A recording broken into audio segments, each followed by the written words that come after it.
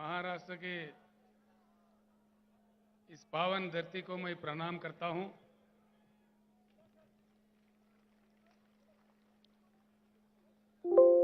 महाराष्ट्र राज्य के भारत राष्ट्र किसान समिति के अध्यक्ष आदरणीय श्री मानिक कदम जी, सीनियर नेता लोहा के एक्स-एमएलए श्री शंकर अन्ना दोंगड़े जी, श्री अन्ना साहेब माने पाटिल जी, श्री अब्दुल कदीर मौलाना जी, श्री हर्षवर्धन जाधव जी, श्री अभय पाटिल चिटगांवकर जी, श्री संतोष माने जी, श्री अप्पा साहेब माने जी, हरिभाव राठौड़ जी, दिलीप अन्ना गोरे जी, श्री प्रवीण जेतवाड़ जी, शिवराज बंगर जी, श्री फिरोज पटेल जी, लगता है फिरोज पटेल का हवा ज्यादा है।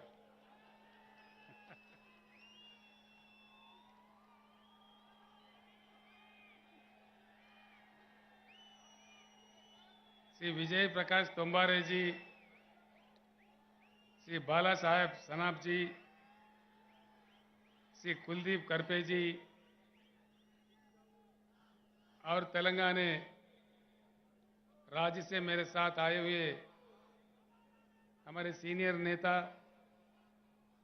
बीआरएस पार्लियामेंट्री पार्टी के लीडर श्री केशवराव जी, हमारे आदरणीय एमपी श्री बीवी पाटिल जी, आदरणीय एमपी श्री संतोष जी, मेरे साथ आए हुए एमएलए एमएलसी, हमारे तेलंगाना राज्य के भूतपूर्व चीफ सेक्रेटरी जिन्होंने तेलंगाना मॉडल बनाने में, तेलंगाना राज्य बनाने में मेरे साथ जो 24 घंटा काम किए थे, ऐसे महान शख्सियत भूतपूर्व चीफ सेक्रेटरी श्री सोमेश कुमार जी और सभा में समन्वित सारे बुजुर्गों को, भाइयों को, बहनों को मैं प्रणाम करता हूं। सबसे पहले अभी हुआ है ईद, समाज में जितने भी हमारे मुसलमान भाई हैं, बुजुर्ग हैं, मैं आप तमाम लोगों को तहे दिल से ईद मुबारक पेश करता हूं।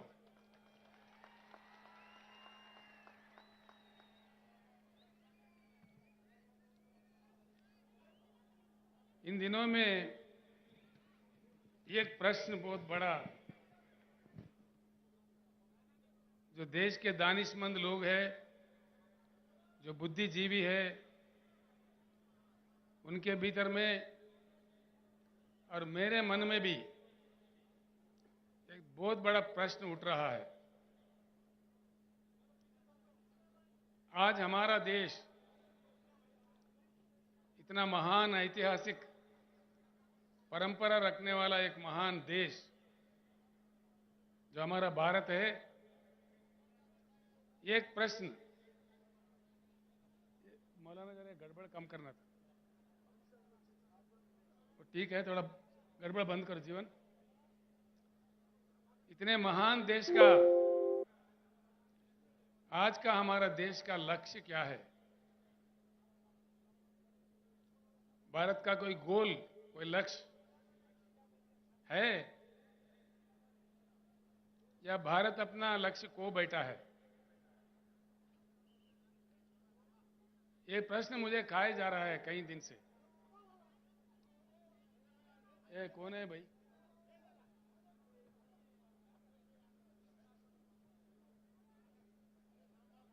गड़बड़ बन जाए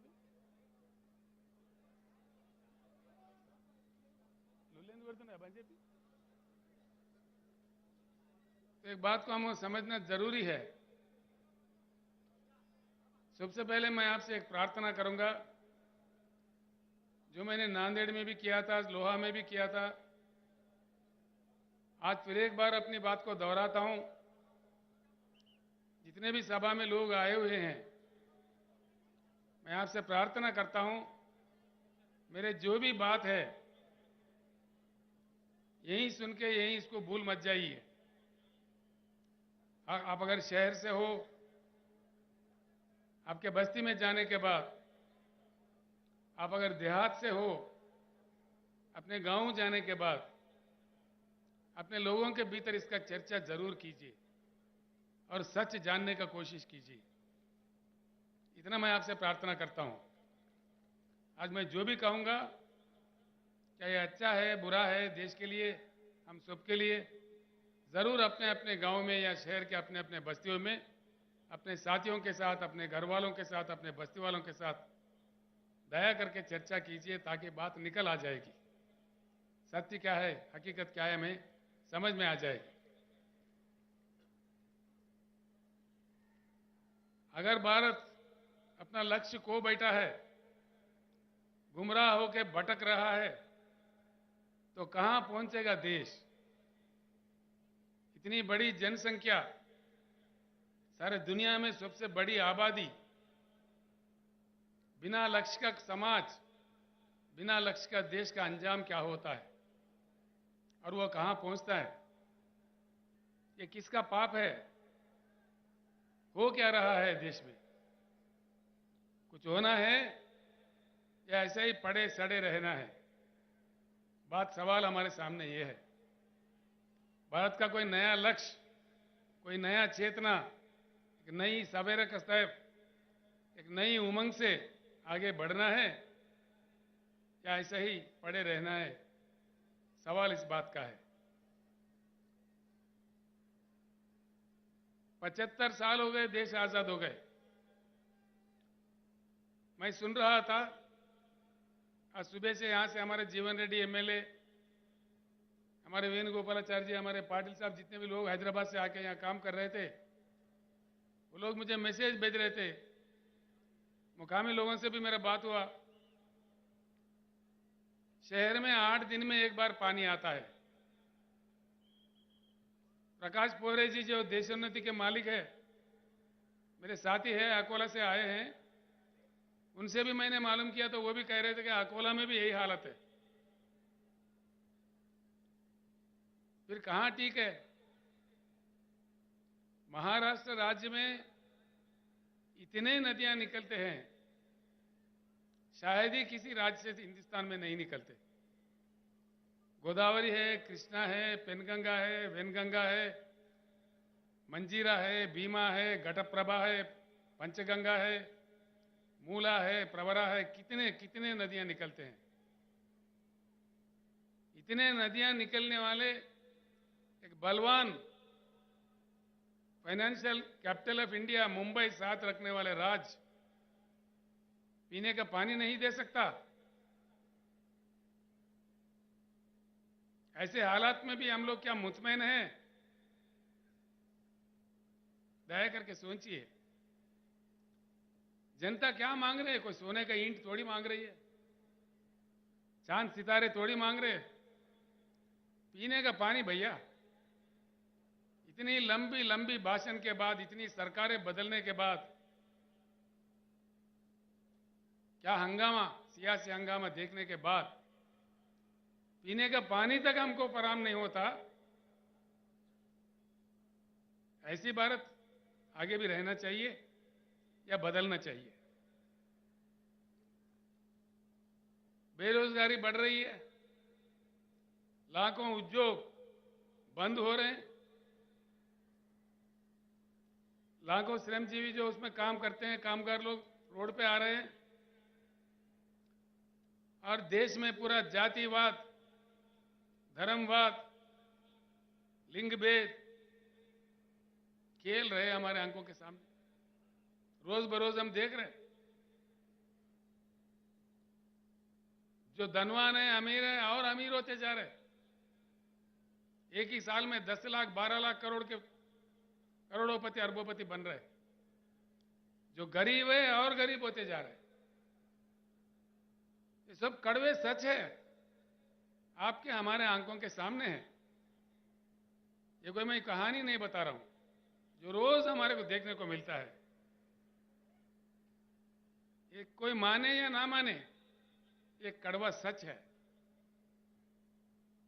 ये सारे जो भी चल रहा है ऐसा ही चलना चाहिए या इसका कुछ इलाज होना चाहिए? इलाज होना चाहिए। किसी भी देश में कभी कोई बीमारी लगती है,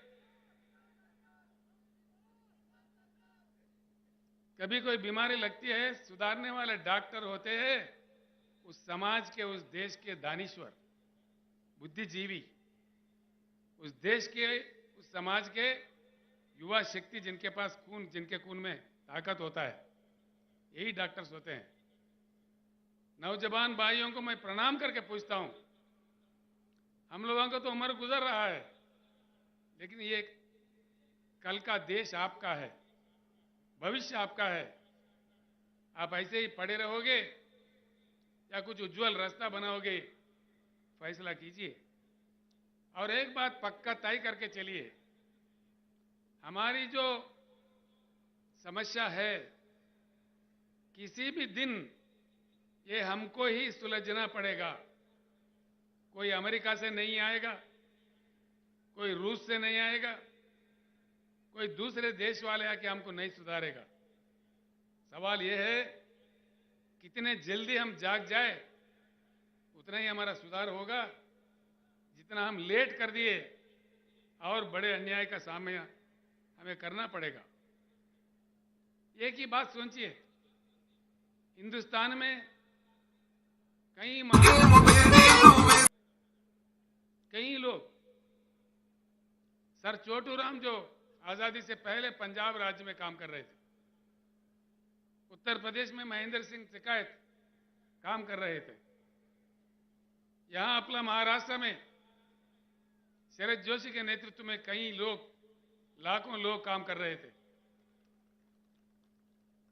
कर्नाटक में प्रोफेसर नंजुंडा स्वामी, तमिलनाडु में नारायण स्वामी जी, आज पंजाब में राजोवाल जी, और मंच पर बैठे हुए हमारे भारत किसान समिति का राष्ट्रीय अध्यक्ष श्री गुरनाम सिंह चडोनी जी, ये सारे लोग लड़ते रहे। आखिर एक बात सोचिए, हिंदुस्तान में अगर लोकतंत्र है, लोकशाही है, तो 13-13 महीने किसानों को क्यों दिल्ली में, देश के राजधानी में धरना करना पड़ता है? कितनी दुर्भाग्यपूर्ण है।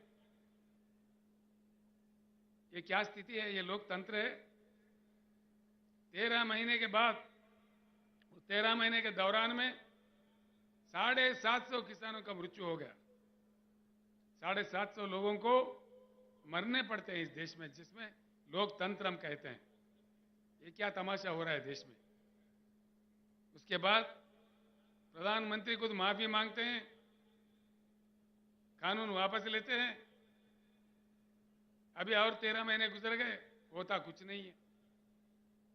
क्या ये लोकतंत्र है, लोकशाही है? किसानों का ये मान्यता है? मतलब क्या है? कुछ ना कुछ दाल में काला है।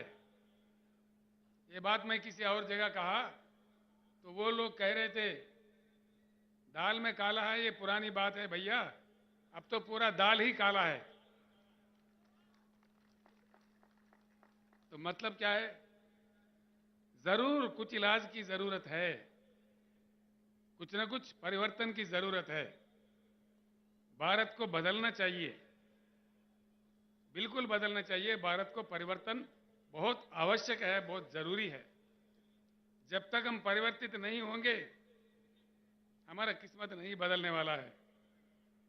एक उच्च गुणवत्ता वाली परिवर्तन, यानी कि एक पार्टी हार गया, दूसरा पार्टी जीत गया, ये परिवर्तन नहीं होता भाइयों।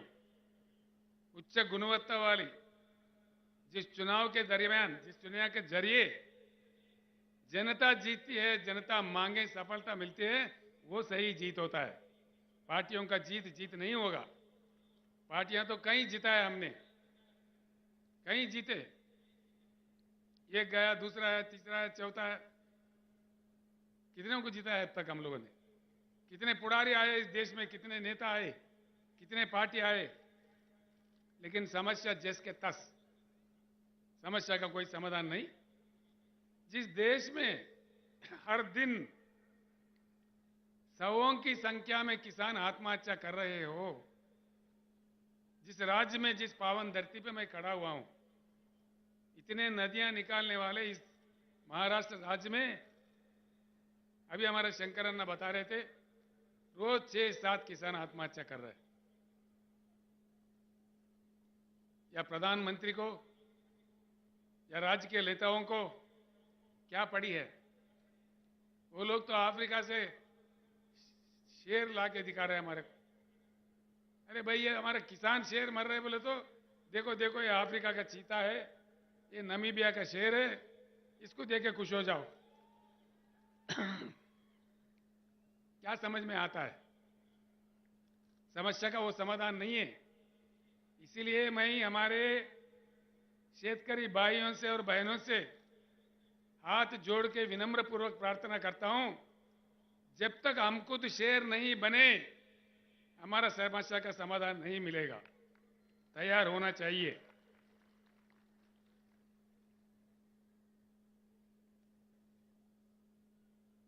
भारत को परिवर्तन होना होगा। बिना परिवर्तन के भारत विकास नहीं होगा भारत में, ये बिल्कुल तय है। क्योंकि लंबा समय गुजर चुका है, कई पार्टियों को मौका दिया जनता ने, लेकिन कुछ बात सही नहीं आया है। हमारे आंखों के सामने हमसे बुरा हालत में रहने वाला चाइना आज दुनिया को कमांड कर रही है। साउथ कोरिया आगे बढ़ गई है। बम का मार खाने के बाद फिर उठ खड़ा है। जापान देश हमारे आंखों के सामने है। जैसा मोहम्मद महातीर के नेतृत्व में मलेशिया में परिवर्तन हुआ और सिंगापुर में जहां कुछ भी नहीं है, वो लोगों का हालत भी हमसे बेहतर है। ये सारे चीज हमारे आंखों के सामने हुई है। 75 साल में जो हो रहा है, इससे उठकर आउट ऑफ बॉक्स जाकर एक नया ढंग से, नया रंग से, एक नया जंग करके हम भारत को बदल सकते हैं। इसी पुराने तरीके से हम लोग नहीं बदल सकते। इस बात को समझने के लिए मैं आपको विनती करता हूं। इसीलिए मैं ये एक बात आपको बताना चाहूंगा, इस परिवर्तन भारत में जो आना है, बिना परिवर्तन के भारत आगे नहीं बढ़ सकता। इसीलिए पैदा हुआ है बीआरएस पार्टी। बीआरएस एक चुनाव के लिए, एक दिन के लिए, कोई एक वर्ग के लिए, एक धर्म के लिए, एक जाति के लिए नहीं पैदा हुआ।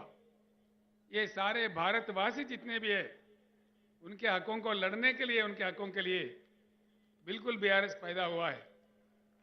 एक बात मैं यहां कहना चाहूंगा, जब भी नए पार्टी आता है, नया ताकत उभरने लगता है, पुराने ताकतें इकट्ठे होकर के भी हमला करने लगते हैं, साजिशें रचते हैं, अफवाहें फैलाते हैं, पुलिस को लगा देते हैं। लेकिन डरना नहीं है। अगर डरे तो आप भी आजाद नहीं होते थे, अब भी ब्रिटिश के गुलाम बने रहते थे। इसलिए मैं कहता हूं, फानूस बनकर जिसकी हिफाजत हवा करे, वो शमा क्या बुझे जिससे रोशन खुदा करे। ये डरने से बिरने से कुछ नहीं होगा। बिल्कुल, अगर हमारे जंग में नेकी है, हमारे जंग में ईमान है, तो जरूर हमारी जीत होगी। हम जीत के रहेंगे। क्योंकि भगवान हो या अल्लाह हो, अल्लाह के घर में देर है लेकिन अंधेर कभी नहीं है।